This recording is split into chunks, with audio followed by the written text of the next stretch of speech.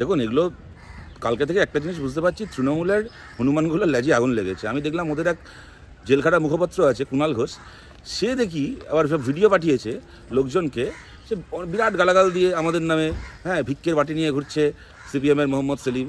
ওরা বলছে এগুলো তো আমাদের কিছু যায় আসে না, ওদের কিছু যায় আসেও না। আবার কেউ ওদের কোনো রিয়াকশন জানতে চায়নি, কিন্তু এই বইটা হচ্ছে দেখে নিজেরা বাড়িতে বসে নিজের মোবাইলের ক্যামেরায় ভিডিও বানিয়ে লোককে পাঠিয়ে বলছে একটুখানি আমার ভিডিওটা একটু চালিয়ে দাও তোমাদের চ্যানেলে। সুতরাং এদের লেজে আগুন লেগেছে, তার কারণটা হচ্ছে এরা বাংলার সংখ্যালঘু মুসলমানের ভোটটাকে নিজের বাবার সম্পত্তি ভেবেছিল। গত পঞ্চায়েত থেকেই বুঝতে পারছে পশ্চিমবাংলায় সংখ্যালঘু এলাকায় তৃণমূলের পায়ের তলা থেকে মাটি সরে গেছে।